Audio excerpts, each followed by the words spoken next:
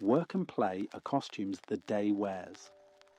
If you look closely, you'll see the same pulse underneath both the simple fact of being alive. When you stop making a hard border between serious and playful, action becomes lighter, cleaner, more accurate. Not because you're pretending nothing matters, but because you're finally moving with reality instead of hauling it behind you. Most of us learned early to carry a private verdict. Something is wrong with me. Not enough here, too much there. The mind keeps a list. Smarter, kinder, calmer, more spiritual, less angry, less human. We spend years sprinting after a future version of ourselves that never quite arrives, promising to feel whole once we catch it. Meanwhile, the present keeps offering itself without conditions. You don't have to believe me. You can test it now. Pointing. Hold up a finger. Point at anything: your shoe, a window, a cup. You're pointing at something with colour, outline, distance. Now, without hesitation, turn your finger around and point directly back at the place you're looking from. What is present here, at zero distance? Do you find a face, a shape, any edge at all? Or is there open, edgeless, capacity-clear space that contains the shoe, the window, the cup, these words, this breath, this whole moment? Don't force an answer, just check. Out there, forms, vivid and changing. Here, formless room, vividly open. This is not a trick of thought, it's a direct look. The discovery is small and seismic. You are not only a thing among things, you are the capacity in which things appear. From here, the old verdict begins to lose its courtroom. Something is wrong with me becomes a weather pattern in a sky, not the sky's definition. Nature doesn't strain to qualify for existence. A flame dances and is not ashamed of its flicker. A tree bends and does not memo itself about posture. Ocean waves never hold a management meeting about how to break more perfectly. You are not outside this order. Your thoughts, laughter, pauses and sighs are as natural as wind across grass. This doesn't mean every action is wise. It means the life expressing through you is not a mistake trying to become correct. It's a movement learning itself. But what about my failures, my history, the habits I don't like? The mind asks. Good, bring them in. Nothing is excluded. Label knower. Let your most insistent sentence float up. I always mess it up. I'm too much. I'm never enough. If they really knew me. See the sentence as a label appearing in awareness, like text on a screen. Now check. Which is prior, the label, or the quiet knowing that notices the label? Rest as the knowing for 3 unhurried breaths. Another label may arrive. This won't work. You're wasting time. That too is a label. Keep returning to the knower. The aim isn't to kill labels, it's to stop kneeling to them. From the knower's view, a label is weather, not law. We were handed masks as children. Be good, be strong, be agreeable, be efficient, be entertaining, be dependable, be impressive. Masks are fine. They're tools. The trouble starts when a mask hardens into a face and we forget to check what's wearing it. Roles help the world run. Identification makes it heavy. The body tenses to keep the costume from slipping. We call the fatigue life. Often it's the tightness of pretending, two-way seeing. Keep the scene in view tasks, faces, the street outside, and at the same time keep the openness here in view. Not switching like a metronome, but including both in a single attention. Forms there, capacity here. In conversation, this feels like breathing room. You listen without bracing, speak without auditioning, say no earlier and yes more wholeheartedly. The person you are remains. The space you are stops collapsing into it. Doesn't this make me indifferent? No availability is the opposite of indifference. When you're not busy guarding an image, you can feel more precisely and respond more kindly. Effort doesn't vanish, it purifies. You put your back into work without that extra grim layer of self-judgment. You rest without performing guilt. You repair faster because there's less to defend. We're taught to chase authenticity the way we chase sleep, on purpose. Am I real yet? Am I doing it right? The very effort keeps it away. Authenticity isn't something you manufacture, it's what remains when you stop rehearsing. You don't have to rip off your masks dramatically. You can simply notice them as masks and set them down for a breath. Try it now. Soften the eyes a little, unclench the jaw, lower the shoulders by a centimetre. Point back. Confirm the openness here. Then if a role is useful, wear it lightly. Play it like a musician plays a phrase accurate, alive and willing to end. There is a childhood moment most of us remember, realizing that adults don't actually know what's going on. We inherited their costumes and their confusion.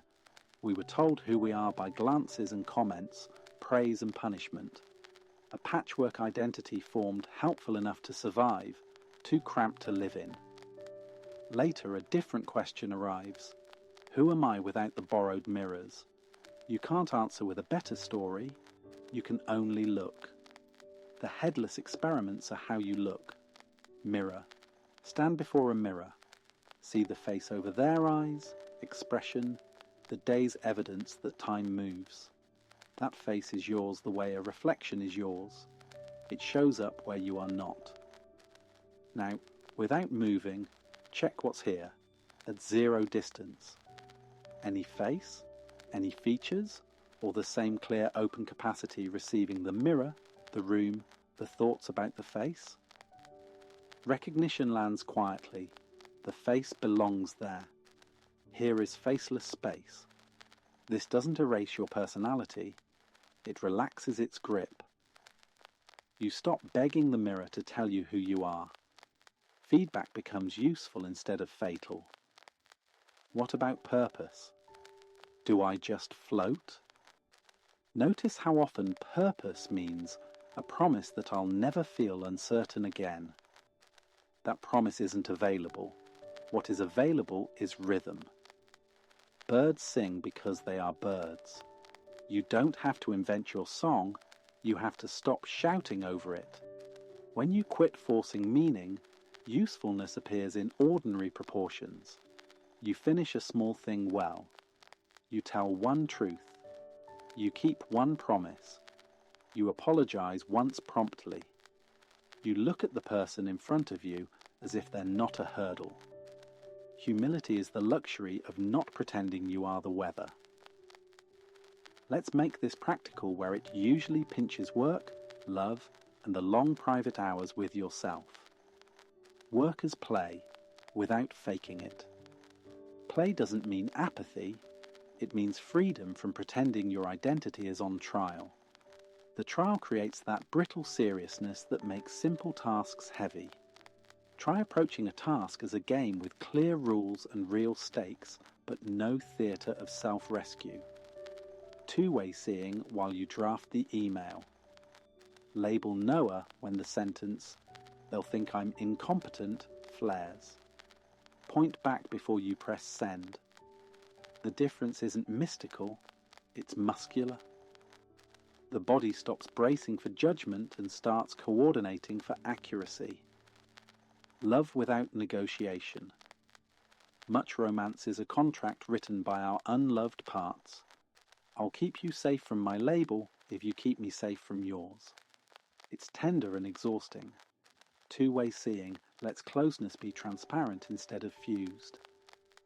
Label Noah lets you confess the ancient sentence, "I'm about to be abandoned," without turning your partner into its cure. Mirror keeps you from recruiting the other person to polish your image in the bathroom glass. commitment can still be fierce. It just stops being a hostage situation. The long hours. At night, the mind builds museums, exhibits of what I said and what they meant and what will happen. Museums are fine during the day. At night, they become haunted houses. Do the simplest thing. Lie on your back, feel one reliable sensation, breath at the nose, weight on the bed. Point out to the dark, listen. Point back, confirm openness. Name the leading label. Rest as the knower for 3 breaths. If sleep arrives, you didn't force it. If it doesn't, you have not been abandoned by awareness. The openness is equally present with and without dreams. But if I don't fix myself, how will I improve? Improvement is easier when you stop trying to fix what isn't broken. Skills can sharpen. Habits can change. Boundaries can be learned. Guilt can be converted into repair. None of this requires the background premise that you are fundamentally wrong. In fact, that premise slows growth. It shackles learning to shame. Without the shackle, feedback lands and moves on. You correct sooner and gloat less. You become, quietly, someone who can be trusted, not because you're flawless, but because you are less busy defending a costume. The mind loves paradox until it has to live one. Here is one to live. Effortless action. Not laziness, not fatalism. The action that arrives when you're aligned with the fact of openness. You've tasted it thousands of times. The moment a sentence writes itself after you stopped pushing. The moment your hands know what to do because you finally got out of their way. The conversation that finds its honesty in the 2 seconds you didn't fill with a performance. Wu Wei is not mysticism. It's coordination relieved of vanity. A word about authenticity and rebellion. There's a version of be yourself that just means be the you we prefer. That's still management. Dropping the mask doesn't mean spitting in everyone's soup. It means recognizing that the mask is optional. Wear it when it serves love and craft. Set it down when it's starving you. You do not have to defeat the costume. You only have to stop believing it is your skin. If you want a single practice to thread all this together, try this short, repeatable, portable. Card of the day. Play the next true move.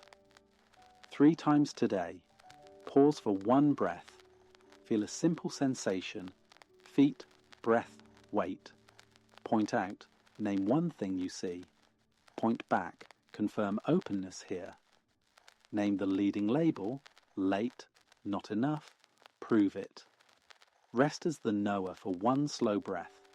Ask, what's the next true move? Do the smallest helpful action without drama. The game is not to become some pure creature above mess. The game is to remember openness in the middle of mess and act from there. You will forget. Everyone forgets.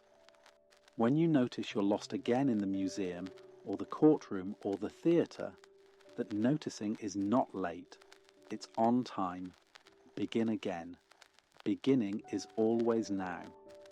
Let's return to the scandalous suggestion that nothing is wrong with you, not as a motivational poster. As a structural observation, you are the space in which the accusation appears. When you look for the condemned person at 0 distance, you don't find them. You find capacity. The person with preferences, history, gifts, blind spots. That person is real in the way a character is real on stage. Treat them well. Feed them. Rest them. Educate them. Set boundaries for them. But don't mistake them for the theatre or for the light that makes theatre possible. When you stop the constant project of becoming, life doesn't stall. It lifts. Purpose becomes less like a contract and more like a current. Work becomes precise. rest becomes permitted. Joy stops asking for permission. Grief stops needing to be permanent to be honoured. Silence stops being frightening and becomes an old friend who doesn't need to fill the air. You don't need to be serious to be sincere. You don't need to be perfect to be whole. You don't need to improve to be included. And you don't need to become yourself. You can relax into yourself now, in the one interval of time that has ever existed. Before we close, let's rehearse the simple experiments once more so they're ready when the day tightens. Pointing, out to a form, back to openness. Two-way seeing, keep world and space together in one glance. Label, knower, let the caption speak, then sit with the one who knows it. Mirror, face there, capacity here. Carry that into every reflection you meet. If you do these like small acts of hygiene, quick, regular, undramatic, the nervous system will learn a new bass note, not a trance. A quiet, durable okayness that doesn't need the world to arrange itself first. From that bass note, play hard. Work well. Love honestly. Apologize quickly. Laugh often. Sleep when it's time. Begin again when it's time. And when you forget, and you will smile at the forgetting as another weather pattern and return to the sky you never left. Work like play. Play like work. Let the day be a field for accuracy instead of a stage for proving. When you stop trying to be alive correctly, you start being alive truly. Trees don't strive to be trees. Waves don't try to crash correctly. They just are. You are the same life, here, now, moving as this human, in this room, hearing these words. Nothing to become, so much to express. Stand up gently. Feel your feet. Point out. Point back. Take the next true move.